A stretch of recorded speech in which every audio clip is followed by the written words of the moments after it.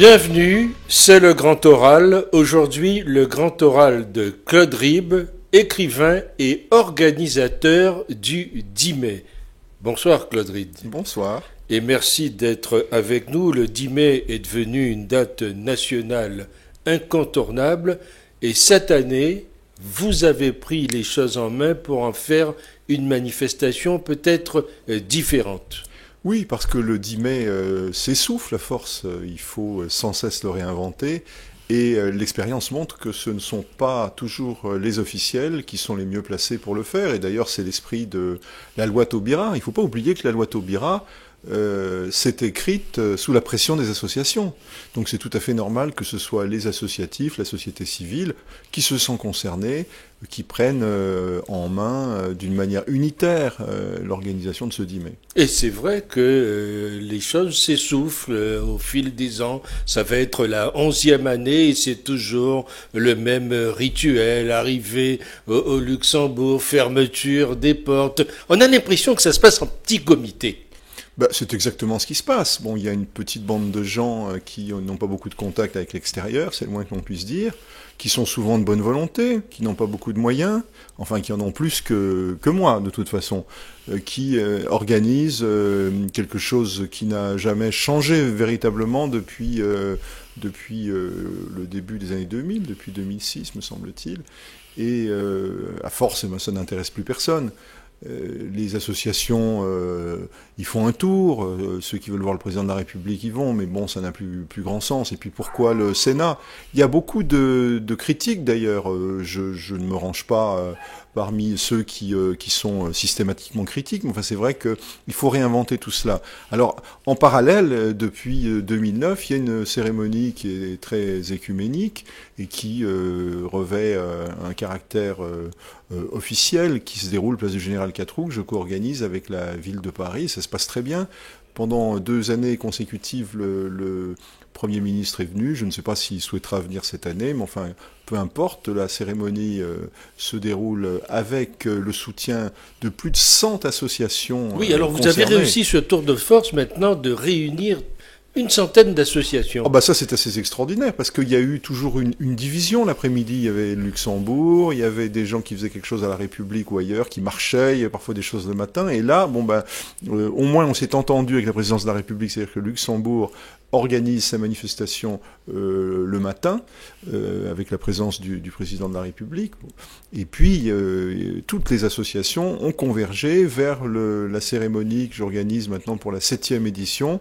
Et ça fait chaud au cœur de voir que des gens qui autrefois étaient à la République se disent place Catroux, c'est bien. En plus, ils ont une revendication à laquelle je souscris, qui me paraît légitime, qui est de récupérer un bâtiment qui n'a pas d'affectation particulière ni légitime pour y faire le fameux bâtiment de la Banque de France. Et ce serait tout à fait justice que ce bâtiment, avec l'accord évidemment de la Banque de France, mais ça suppose un dialogue, ne devienne pas ce qu'il est censé devenir, c'est-à-dire une cité du fric, mais deviennent, disons-le, la maison des Noirs de France. Ça s'appellerait le Centre Dumas.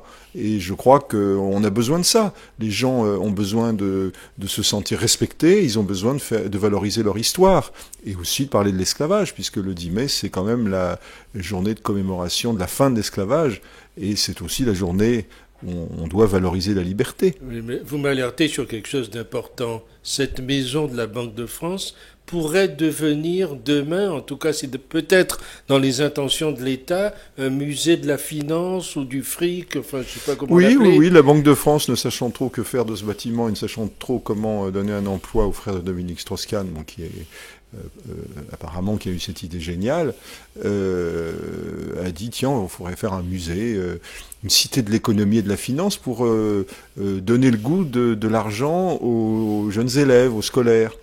Donc le seul public qui est prévu pour cette institution, ce serait les scolaires. Donc ça suppose l'accord de la ministre Belkacem. Hein. Peut-être qu'elle passera le 10 mai, on lui demandera si elle est d'accord, si elle pense qu'elle était là l'année dernière, si elle pense que c'est une bonne idée d'enseigner le goût de la finance. Si le président de la République était passé, on aurait pu lui demander aussi, lui qui disait que mon ennemi c'est la finance, il est toujours d'accord. Alors bon, il pourra toujours dire que c'est pas la finance, que c'est l'économie et la monnaie, mais enfin c'est la cité du fric, une espèce de centre Picsou, donc qui se trouverait financé par les deniers publics, et ce sera très intéressant à 11 mois des élections de voir la position du gouvernement. Alors il se retranche en disant la Banque de France est indépendante, certes, mais enfin c'est quand même François Hollande qui a nommé le gouverneur. Il aurait pu lui en toucher 2 mots, puisque moi je lui avais écrit une lettre, et même plusieurs lettres, puisque aussi la ville de Paris avait pris une position très, très ouverte, très favorable, dès octobre 2014, pour que effectivement que ce bâtiment soit affecté. Pour l'instant, le gouverneur de la Banque de France reste droit dans ses bottes et dit non, moi j'ai rien à voir avec l'esclavage. Bon, même si sur les 15 fondateurs de la Banque de France, il y avait 12 négriers, mais enfin il n'a pas l'air de le savoir, mais on peut toujours lui enseigner l'histoire et lui démontrer donc que l'enseignement de l'histoire est utile. Mais c'est une situation qui peut évoluer. Bon, on est à la veille d'un changement politique, il faudrait peut-être voir ce qui se passera dans quelques mois. Je doute fort que le gouverneur de la Banque de France maintiennent une position si on lui dit, par exemple au ministère de l'Éducation nationale, que ça n'intéresse pas les scolaires. Et puis bon, si le président Hollande aimait vraiment les Noirs, les ultramarins et tout ce qu'on voudra, eh bien il lui est facile d'intercéder. Il est président de la République. Pourquoi vous tenez tant à ce bâtiment ? Il est tout à fait normal que la communauté ultramarine, enfin les afro-descendants de la communauté ultramarine, parce que bon, il y a quand même 52% d'ultramarins qui ne sont pas afro-descendants, que la communauté ultramarine qui se reconnaît dans cette mémoire de l'esclavage ait un endroit pour raconter son histoire. Alors l'histoire douloureuse de l'esclavage, celle qu'on a longtemps cachée, y compris dans les manuels scolaires, mais aussi l'histoire positive de ces héros, de ces héroïnes qui, malgré la discrimination, malgré l'esclavage, ont tant apporté à l'histoire de France. Ça, c'est un point qui est méconnu, que j'essaye de faire découvrir à travers des livres, à travers des films. Bon, maintenant on connaît le Chevalier de Saint-Georges, maintenant on connaît le Général Dumas, maintenant on connaît Eugène Bullard et tous ces gens qui ont tant apporté à la France. Mais il y en a tant d'autres. Et il faut que tout le monde s'y reconnaisse. Que les gens soient d'origine africaine, d'origine antillaise, guyanaise, réunionnaise, qu'ils aient quelque chose à voir ou non avec l'Afrique, ils doivent s'y reconnaître. C'est très important pour l'histoire de France, parce que sinon on écarte une partie de la vérité. Et c'est très important à la veille d'une élection où sont quand même en jeu nos valeurs. On va beaucoup en parler, on voit le racisme qui monte en flèche. Moi, le matin, je serai pas au Luxembourg, je serai à Villers-Cotterêts, à 11h, parce que le maire FN ne veut pas commémorer depuis, c'est la 3e année consécutive, l'abolition de l'esclavage. Donc il faut défendre ces valeurs. Vous savez, rien ne se fait sans combat. Une loi comme la loi de Taubira, il faut la préserver. On voit des gens en plus qui essayent de la détourner à d'autres fins. Il faut défendre cette loi et je suis fier d'avoir été reconnu par une centaine d'associations comme faisant partie de ceux qui s'attachent à la défendre. Vous avez dit quelque chose d'important. Vous me dites que l'idéologie raciste et négrophobe prospère de plus en plus aujourd'hui. Oui, et c'est là le danger. On le voit, aussi. Alors l'idéologie est l'expression de cette idéologie. Oui. À la Commission nationale consultative des droits de l'homme où j'ai siégé pendant 3 ans, on mesure tous les ans la montée des actes racistes. Et je dois dire que le rapport qui vient de sortir au printemps montre qu'il y a une progression incroyable des actes racistes, alors islamophobes évidemment compte tenu des attentats on s'en doute, mais la négrophobie se porte bien en France. Elle se porte même bien au plus haut niveau de l'État, puisque il n'y a pas très longtemps une ministre de la République s'est permis de parler des nègres qui étaient des nègres américains qui étaient pour l'esclavage. C'est hallucinant d'entendre ça, oui. Et de voir que la ministre n'a pas démissionné. Alors heureusement qu'elle est de gauche, parce que si elle était de droite, je pense qu'il y aurait eu un tollé. Alors peut-être que quand on est de gauche, on ne peut pas être suspecté a priori d'être raciste. Oui. Mais en tout cas, la parole est libre. La parole est libre, mais en tout cas, c'est très très mal passé dans la communauté. J'espère que au plus haut niveau de l'État, on s'en rend compte. Parce que si le président Hollande part en campagne comme ça, en laissant ses ministres raconter n'importe quoi et ne même pas s'excuser, ne même pas les sanctionner, ne même pas les recadrer, il est très mal parti. En tout cas, il est très mal parti pour avoir les voix des gens que moi je côtoie et que j'entends, parce qu'ils sont pas contents du tout. Oui, alors il faudra peut-être qu'il y ait un geste autre que d'annoncer. Voilà, qu'est-ce que la montagne accouche d'une souris. Bon, il y a un comité pour les morts d'esclavage. On met toujours les mêmes, et surtout ceux qui sont bien tranquilles, parce que bon, les gens comme moi, bien évidemment, ne peuvent pas y siéger.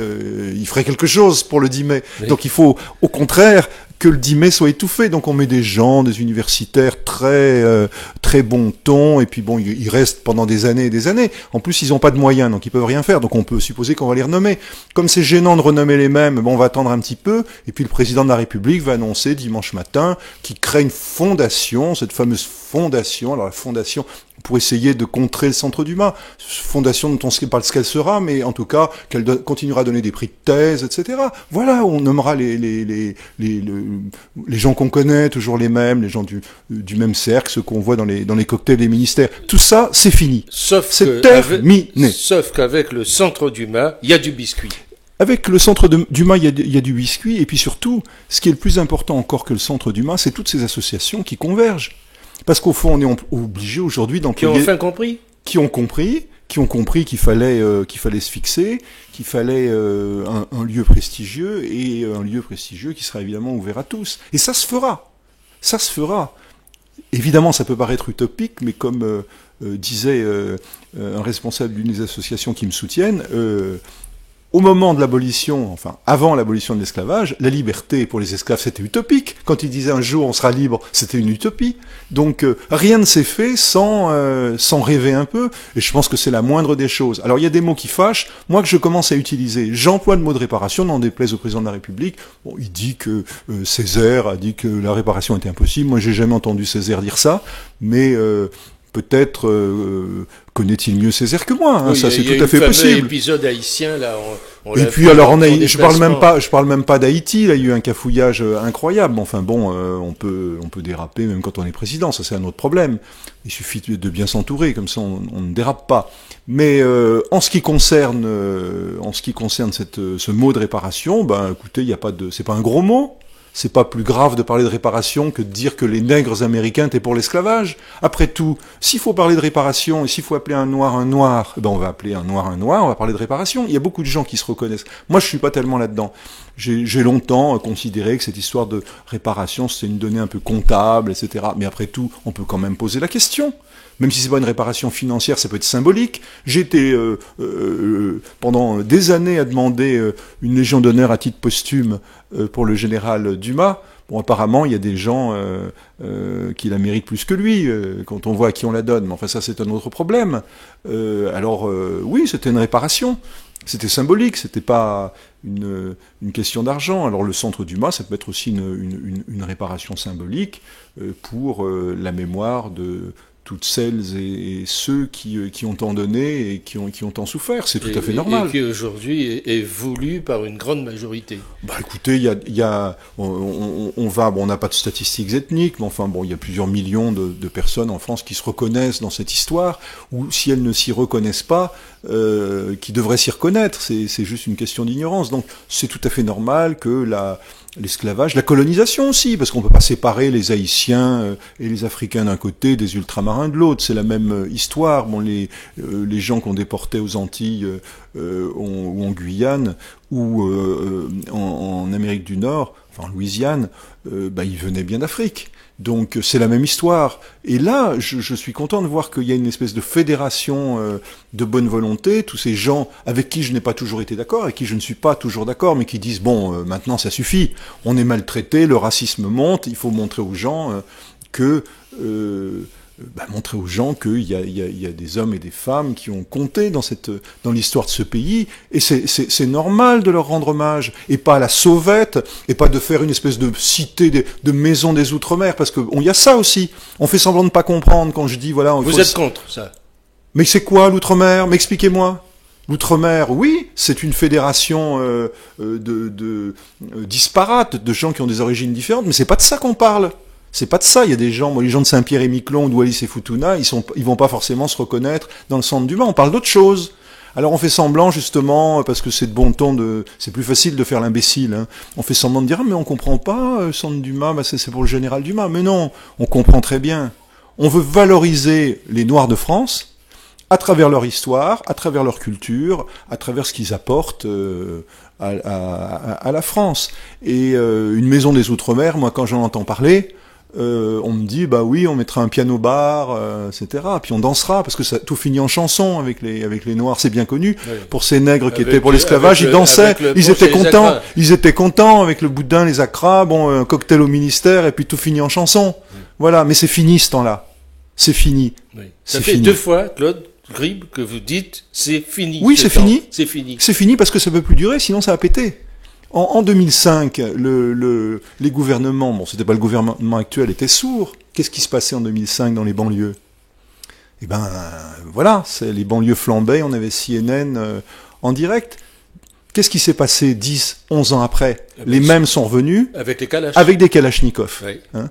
En 2009, il y a eu une grève générale en Guadeloupe. Qu'est-ce qui s'est passé?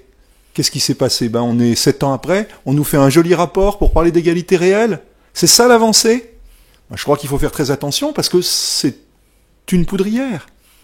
Aussi bien dans les départements et collectivités d'outre-mer que dans les banlieues, où tous ces gens qui sont discriminés, qui sont des Français entièrement à part, en ont assez. Ça fait des années qu'on le dit.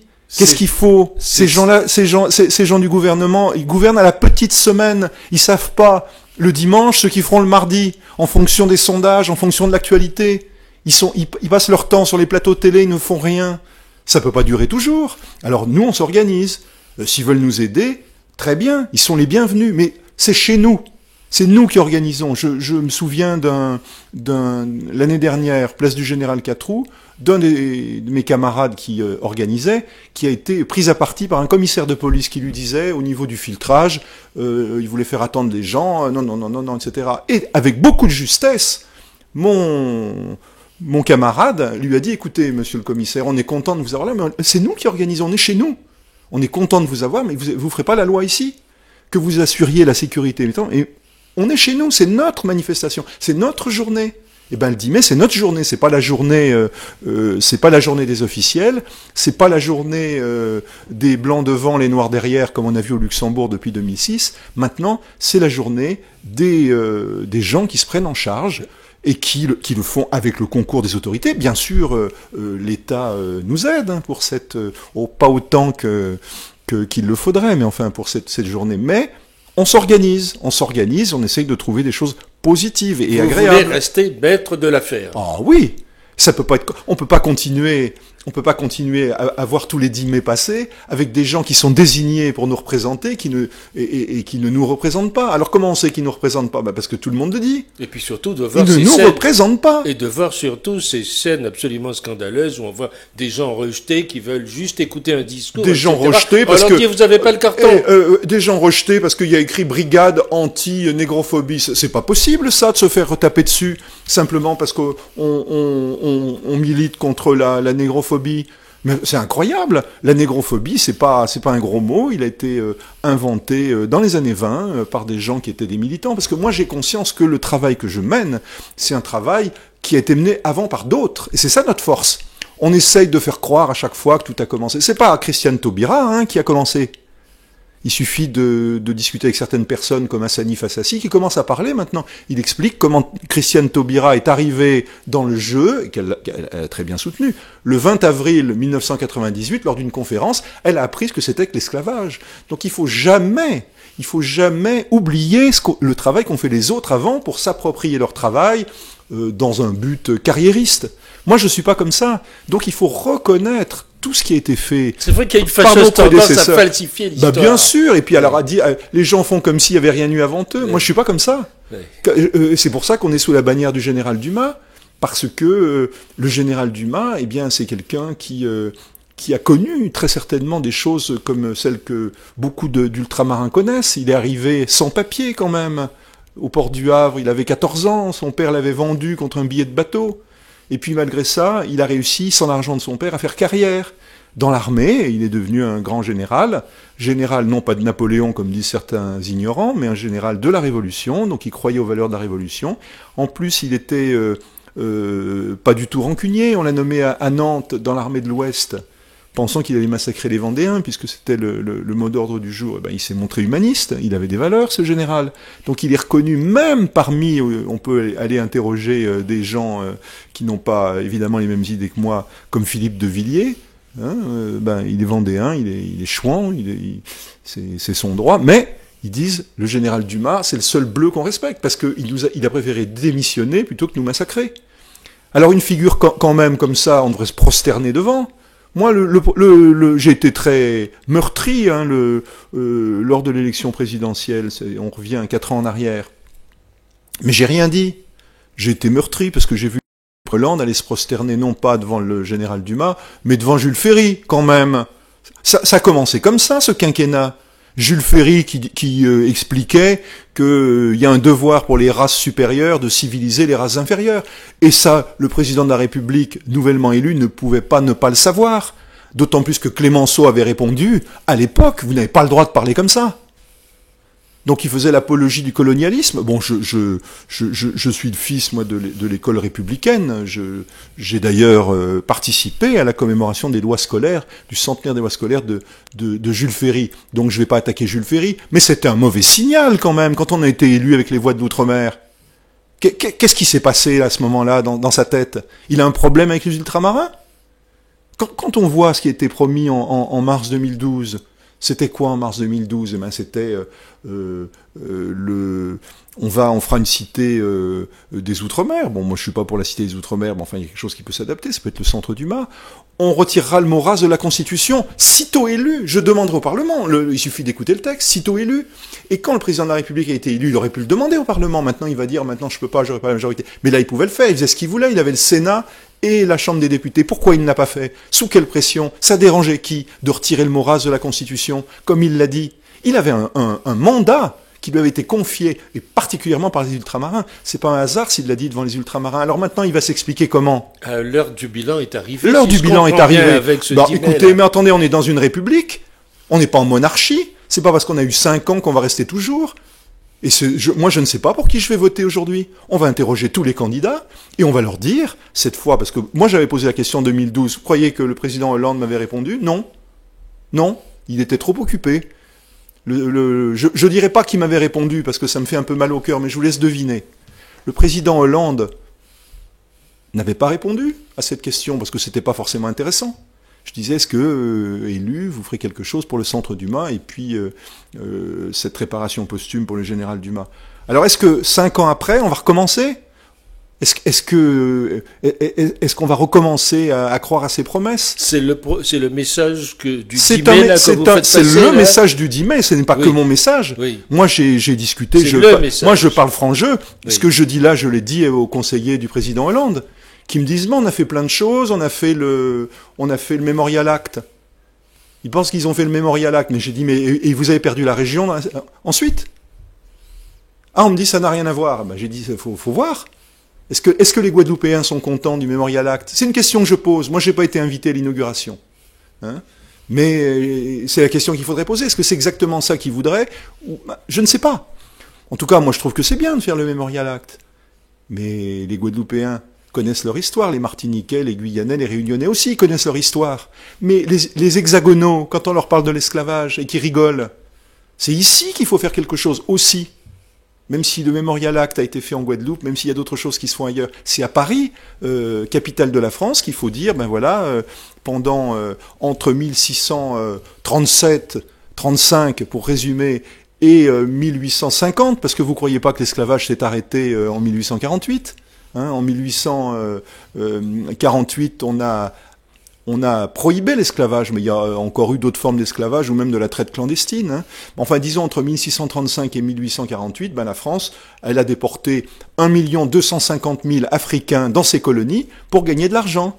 Et pour un débarqué dans ces colonies, il y avait à peu près 5 morts sur le terrain ou pendant la traversée. Ça fait 6 millions de victimes. 6 millions de victimes, et aujourd'hui, il y a des descendants. Alors on me dit, ah oui, mais c'est vieux tout ça. Non, c'est pas vieux. Moi j'ai un ancêtre, il s'appelait Pierre, je sais dans quelle plantation il était. C'est pas si vieux que ça, et je sais où c'est. Et comme le propriétaire de cette plantation avait écrit un manuel pour savoir comment bien chicoter les esclaves, comment bien les traiter après le rétablissement de l'esclavage en 1802, je sais exactement à quel régime il a été soumis. Ce pauvre homme, il est né en 1803, il est mort beaucoup plus tard, et c'est à plus de 40 ans qu'il est devenu un citoyen libre. Vous croyez que c'est une histoire si ancienne que ça? C'est pas si ancien que ça. En tout cas, c'est pas ancien pour moi. Et de toute façon, cette histoire-là, tant qu'elle ne sera pas reconnue, tant qu'il n'y aura pas du respect pour les descendants d'esclaves, ce sera toujours une histoire vivante et douloureuse. C'est pour ça qu'il faut un peu de compréhension, un peu de justice, un peu de modestie aussi. Parce que c'est pas parce que on est élu ministre ou président de la République qu'on doit être arrogant. Qu'on doit être arrogant par rapport à d'autres gens qui sont malheureux justement parce que cette histoire leur pèse encore. Cette histoire pèse encore à travers les discriminations dont sont victimes les ultramarins, parce qu'on n'a pas aboli le racisme, et puis bon, les Africains aussi, et puis bon, les musulmans. Parce qu'il faut dire quelque chose, ce 10 mai que nous commémorons, en définitive, ce sont l'esclavage et la traite qui ont été organisés de manière tout à fait officielle par les plus grands pays d'Europe pour développer leurs colonies, faire prospérer leurs deniers publics. Écoutez Jean-Jacques, j'espère que ce ne sera pas encore le cas cette année. Mais moi, ça commence à me fatiguer. Quand le jour du 10 mai, j'entends dire, et parfois au plus haut niveau de l'État, parlons aussi de l'esclavage moderne. Comme si ça avait quelque chose à voir. C'est vraiment la preuve qu'ils n'ont rien compris. L'esclavage dont nous parlons, c'est un esclavage officiel.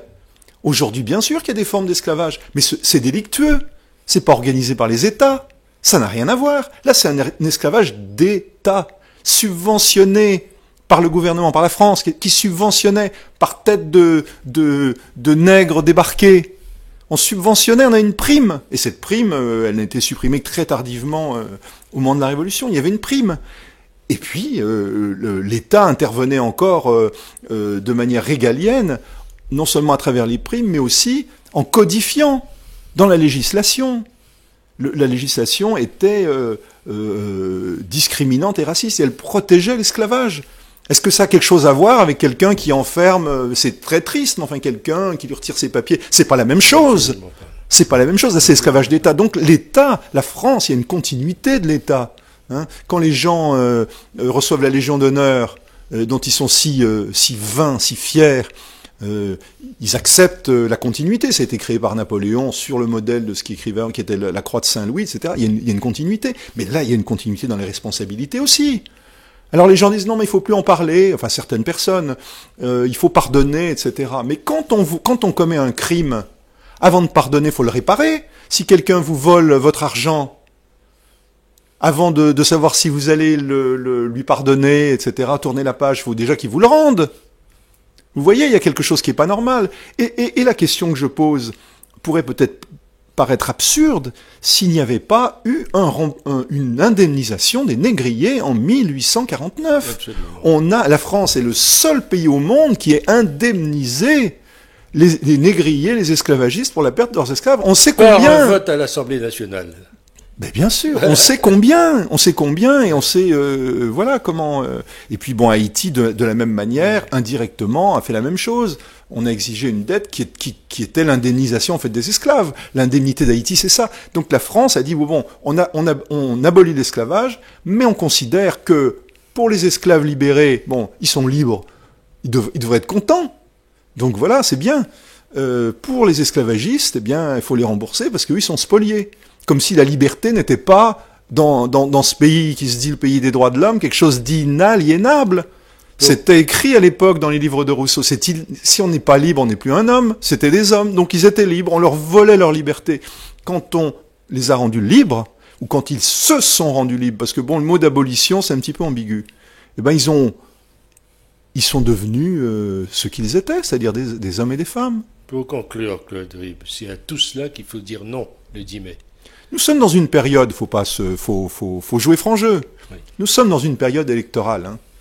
Les politiques, un politique, ça aspire à continuer à faire carrière, à être réélu. Oui. On va jouer franc jeu, c'est un métier la politique. Hein, ils n'y croient pas toujours à ce qu'ils disent, heureusement, parce qu'il y en a qui disent certaines choses, s'ils y croyaient vraiment, ce serait inquiétant.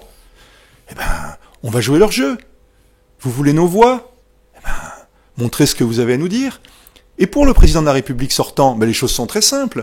Il a beaucoup de chance, il lui reste 11 mois. Pendant ces 11 mois, il peut faire ce qu'il n'a pas fait pendant les 4 années qui ont précédé. Et après, effectivement, dire, ben voilà, bon, ok, bon, je l'avais pas fait, j'ai pris du retard, je suis d'accord avec vous, bon, c'est vrai, le mot race de la Constitution, c'est pas bien. Bon, là, je peux plus le faire, mais je vais le tenter. Je vais le tenter pour vous montrer que je me suis pas foutu de vous. Bon, le centre Dumas, moi, bon, d'accord, je vais voir... Le Premier ministre s'est déclaré favorable. Il a dit, je suis favorable, il l'a dit publiquement en 2015, je suis favorable à l'ouverture d'un dialogue. Bon, il n'a pas dit avec qui, en revanche. C'est peut-être un dialogue entre la Banque de France et elle-même. Moi, je pense que c'est un peu normal que les gens qui portent le projet soient quand même concernés. Il n'y a pas eu de dialogue. Moi, j'ai une lettre du gouverneur de la Banque de France qui refuse de nous recevoir. Qui dit, moi, votre truc là pour l'esclavage, c'est sûrement très bien, mais nous, la Banque de France, institution républicaine, n'a rien à voir avec l'esclavage.